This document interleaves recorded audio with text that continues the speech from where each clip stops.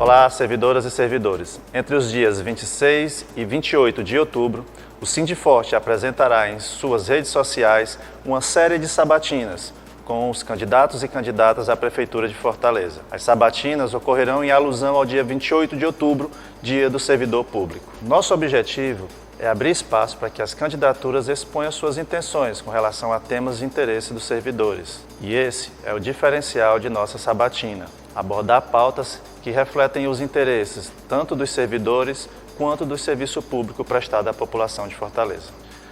As entrevistas foram gravadas de forma virtual nos dias 15, 16 e 19 de outubro e estão sendo publicadas em nossas redes sociais em dias e horários previamente estabelecidos por sorteio. O regulamento da sabatina foi definido com os assessores de cada candidatura e ocorrem da seguinte forma: são 4 perguntas formuladas pelo Sindiforte exatamente idênticas para cada candidato, que não tiveram acesso a essas perguntas previamente.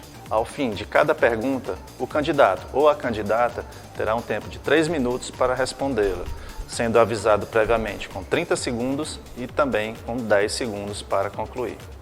Ao final da sabatina, o candidato ou a candidata terá mais 3 minutos para suas considerações finais. Foram sabatinadas as seguintes candidaturas em ordem alfabética: Anísio de Melo, do PCdoB, Célio Studart, do Partido Verde, Heitor Ferrer, de Solidariedade, Paula Colares, da Unidade Popular, Renato Roseno, do PSOL, Samuel Braga, do Patriota. Informamos que as candidaturas de Capitão Wagner, do PROS, Heitor Freire, do PSL e de Luiziane Lins, do PT, decidiram não participar da sabatina, alegando choque de compromissos de agenda, mesmo o Sindiforte tendo estendido o prazo para as gravações. Lamentamos suas ausências e esperamos que no futuro se mostrem mais dispostos ao diálogo com os servidores. Já o candidato José Sarto, do PDT, não participa de nossas sabatinas em decorrência do seu quadro de saúde. Com esta série de sabatinas, esperamos contribuir com a decisão dos servidores na hora do voto e auxiliar com o processo democrático de nossa cidade. Um grande abraço.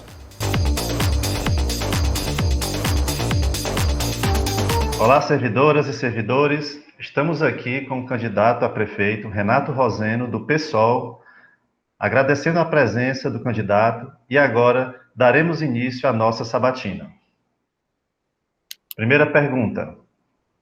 Senhor candidato, o governo federal já encaminhou ao Congresso o projeto da reforma administrativa, que traz uma série de mudanças que podem afetar os atuais servidores, inclusive os municipais. A reforma prevê o fim da estabilidade do servidor, fim do regime jurídico único e fim de anuênios, promoções e outros. Diante disso, qual o seu posicionamento em relação a esta reforma, tendo em conta a necessidade da valorização dos servidores e do serviço público? Seu tempo começa agora. Em primeiro lugar, antes de propriamente a resposta, eu queria agradecer ao Sindiforte, na pessoa do presidente Ariston, a toda a diretoria, né, que saudar também a presidenta licenciada, Nacélia Silva, e a todos aqueles que compõem esta categoria. Bom, eu sou absolutamente contrário a esta reforma administrativa. Para o servidor que está me vendo aqui, que não me conhece, eu sou servidor público federal, eu sou da carreira de analista de políticas sociais, de desenvolvimento de políticas sociais. Durante o período que eu estive no serviço público, na verdade, eu estou afastado para o cumprimento do mandato eletivo, eu nunca fui assediado pela minha chefia imediata para mudar nenhum dos meus pareceres, nenhuma das notas técnicas. Quem é que me dava essa segurança? Era a estabilidade. A estabilidade, ela é uma prerrogativa do funcionalismo público para a sociedade.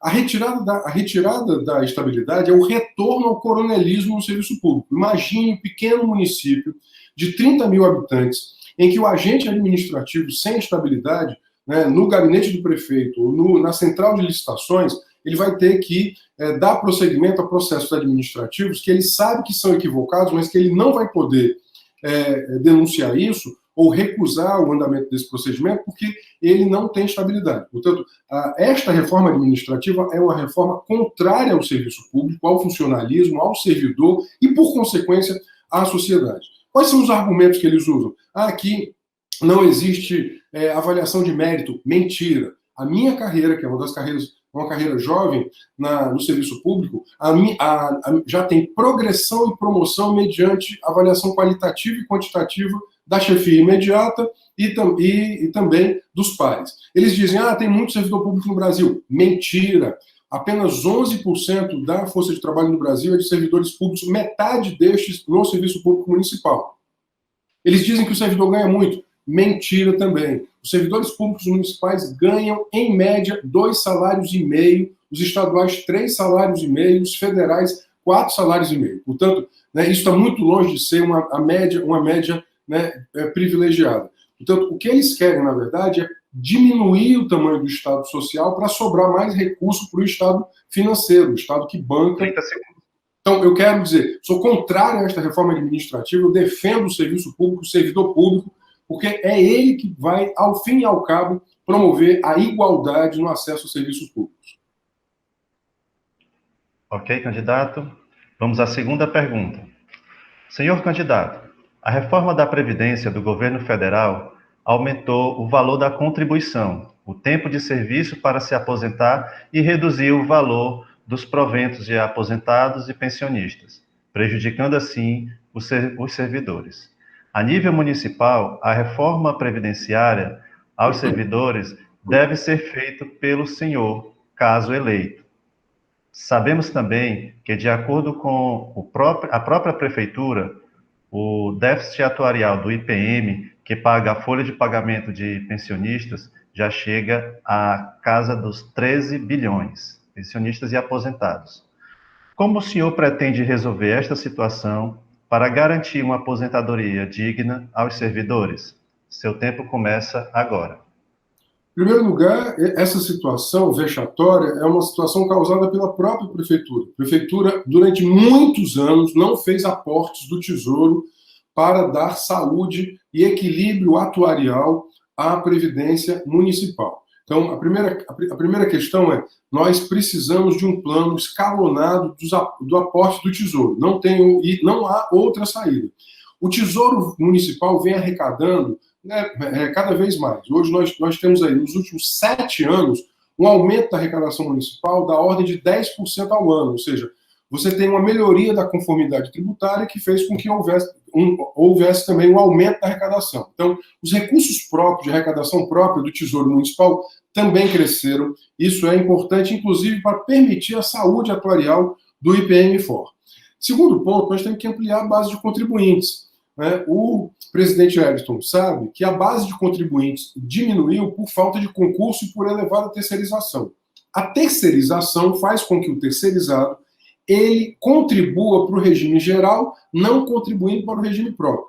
Se eu aumento a base de contribuintes, eu, obviamente, amplio a saúde atuarial também do fundo, porque eu vou ter mais ativos jovens. Veja, hoje nós precisamos de mais professores, mais agentes de trânsito, inclusive nós estamos com 1/3 de agentes de trânsito que nós deveríamos ter de acordo com os parâmetros internacionais de um agente para cada 1.000.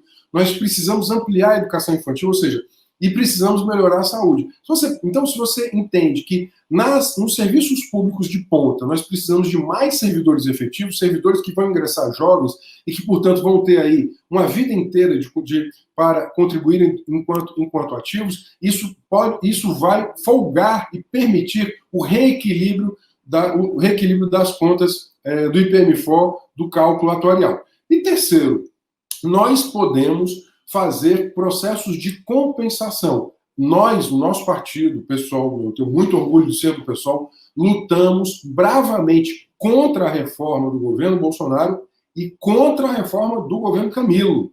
O governo Camilo fez reforma. Eu quero dizer que eu fui contrário, votei contrário a esta reforma. Mantendo a coerência, nós precisamos, inclusive, pensar como nós 30 segundos.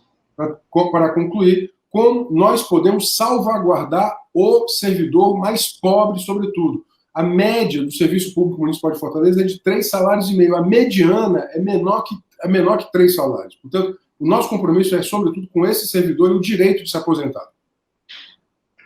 Ok, candidato. Vamos, então, à terceira pergunta. Senhor candidato, o governo federal condicionou a ajuda financeira contra a Covid-19 para estados e municípios ao congelamento dos salários dos servidores públicos em todo o país até o fim do ano que vem.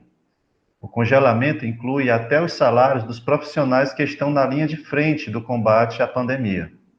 Neste contexto, existe também a defasagem salarial dos servidores municipais. De 2008, ano que foi implantado os planos de cargos, carreira e salário, até hoje, a defasagem gira em torno de 15%, de acordo com estudos realizados pelo Sindifort com base no IPCA. Caso eleito, como sua gestão pretende garantir reposição das perdas salariais acumuladas já a partir de 2021? Seu tempo começa agora. Em primeiro lugar, a gestão, as contas de Fortaleza, elas estão em boa saúde. Fortaleza não tem déficit primário. Fortaleza arrecada mais do que gasta. Inclusive, tem tido crescimento de arrecadação. Então, há um questionamento judicial, promovido, inclusive, por alguns municípios, inclusive Fortaleza, com relação à aplicabilidade da LC 173 aqui, né? Até que ela condicionou os repasses. Fortaleza ganhou 220 milhões de reais não vinculados, né? Dados, inclusive, né, atualizados. Consultei hoje no site do Tesouro Nacional. 220 milhões de repasses em razão da compensação das perdas de arrecadação. Então, você tem que pensar, por um lado, né, as compensações das perdas de arrecadação já esse ano, o aumento no passado da arrecadação e a nossa boa saúde fiscal. Nós estamos com 41% da receita corrente líquida voltada a pessoal, quando, né, o limite prudencial era um limite de 51,7%. Então, nós estamos aí pelo menos 10 pontos, quase 10 pontos abaixo do limite. Nós temos saúde fiscal para isso. O município de Fortaleza judicializou, né, inclusive, né, essa questão. Nós achamos que é possível, né, o ganho judicial para permitir que a prefeitura faça, inclusive, as reposições, que a revisão decorrente do IPCA, ela não pode ser considerada aumento, porque na prática é a reposição da perda de aquisição do poder do servidor em razão da corrosão inflacionária. Então, desse ponto de vista, nós, né, nos comprometemos tanto à batalha judicial, mas eu quero aqui assegurar que nós temos saúde financeira para melhorar e efetivar a reposição salarial, para recompor o poder de compra do salário dos servidores. Os servidores do município de Fortaleza, na sua grande maioria, estão na faixa de 2,5 salários. Então, nós queremos aqui nos comprometer com esses servidores e servidoras pela reposição e revisão. E, obviamente, o nosso trânsito com os próprios sindicatos da categoria. Aqui eu queria destacar,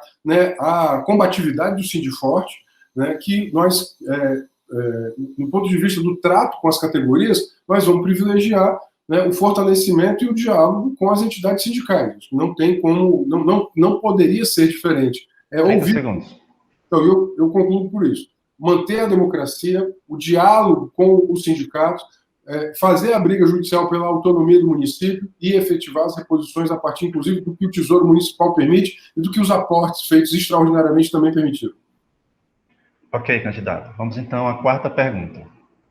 Senhor candidato, após anos de reivindicação, o Sindifort e outras entidades sindicais garantiram a lei que institucionaliza a prática de mecanismos oficiais de diálogo com as últimas gestões municipais.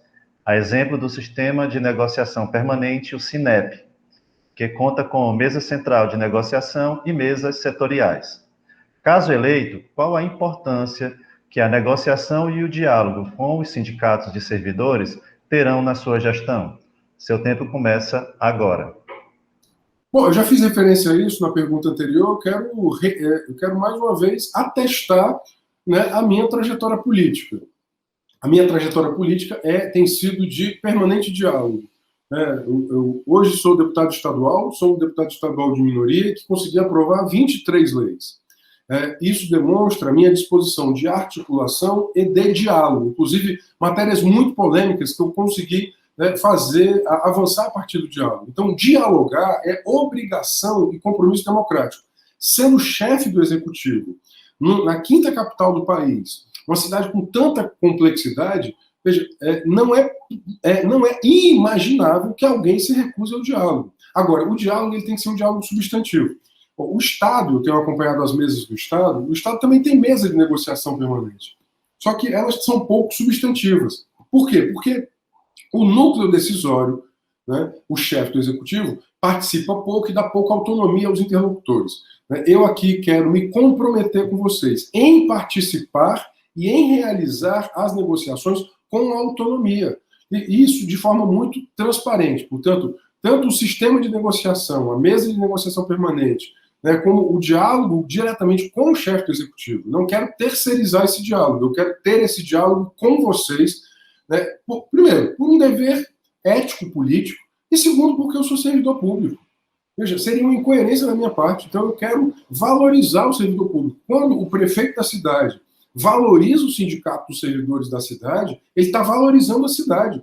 Veja, eu quero que a cidade de Fortaleza tenha uma nova marca, a marca da justiça e da democracia. E eu quero que vocês, né, os sindicatos, os servidores municipais, sejam os sujeitos históricos dessa mudança. Uma saúde melhor, uma educação melhor, um trânsito melhor, né, passam necessariamente pela valorização dos trabalhadores e trabalhadoras do serviço público, e eu quero muito que o servidor público se orgulhe de ser servidor público, de servir ao público, né, de saber que ele participa da gestão e que, sobretudo, os resultados vitoriosos da gestão fazem parte também da trajetória das entidades associativas e das categorias. Né? A escola melhora muito quando o trabalhador da educação ele se sente parte do processo e ele se dedica, né, a essa mudança. O que eu quero, sobretudo, é iniciar um processo de mudança para uma cidade mais inclusiva, uma cidade mais solidária, uma cidade mais ecológica e que tem que ser uma cidade mais democrática. É esse o meu compromisso, é o compromisso do pessoal PCB, é o compromisso dos 50.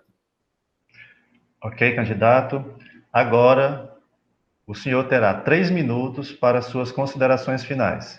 Seu tempo começa agora.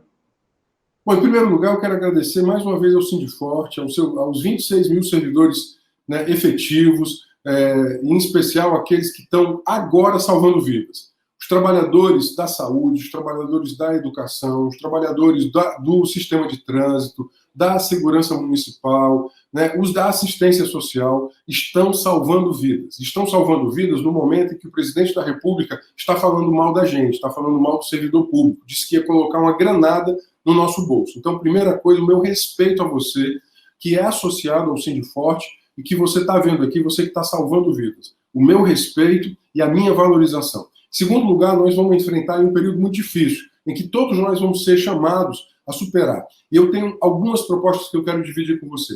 Primeiro, renda básica. A cidade poderia investir mais em renda básica, transferência de renda aos mais pobres. Hoje a cidade está gastando 80 milhões de reais com publicidade ao ano. Ela está gastando muito dinheiro, por exemplo, em áreas já privilegiadas da cidade, como, por exemplo, o Meireles, a antiga Regional 2. Nós precisamos inverter prioridade e investir mais nas áreas mais pobres, as áreas que têm menor IDH. Precisamos de uma cidade que seja mais verde, mais ecológica, porque isso é saúde para a população. Recuperar as áreas verdes, os nossos mananciais. Precisamos de uma cidade mais inovadora, com mais acesso à internet, sobretudo para os mais jovens, mais pobres. Agora, na pandemia, ficou claro. A escola pode manter, inclusive, acesso à internet para a casa desse estudante. Isso tecnologicamente é viável. E a gente quer também uma cidade que previna a violência contra a mulher, a violência contra o LGBT, a violência contra os adolescentes. Nós já perdemos 170 adolescentes esse ano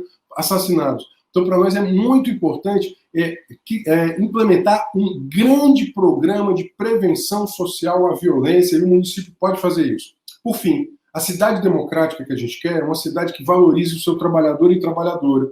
Veja, a gente não tem que massacrar trabalhador em nome da saúde fiscal, porque até a saúde fiscal agora, como eu falei, nós estamos 10 pontos abaixo do limite prudencial da LRF, da Lei de Responsabilidade Fiscal. A gente podia melhorar muito, né, a remuneração dos nossos trabalhadores e trabalhadoras. Meu compromisso com o concurso público, com a redução da terceirização, que gasta muito e inclusive, cria esse desequilíbrio, o desequilíbrio atuarial. 30 segundos. Eu quero muito que você tenha orgulho de ser servidor público de Fortaleza. Orgulho porque você vai estar transformando a cidade numa cidade mais inclusiva, solidária, ecológica e democrática. E para isso eu queria também chamar a atenção. Eu preciso de companheiros e companheiras lá na Câmara Municipal. Quem vota 50 para prefeito, 10 segundos. eu voto para vereador e vereador no 50. Muito obrigado. Obrigado ao Sindiforte. Obrigado, candidato. Agradecemos novamente a participação do candidato Renato Roseno, do PSOL, por esclarecer suas propostas aos servidores municipais de Fortaleza. E obrigado a você, servidora e servidor, por acompanhar a nossa série de sabatina.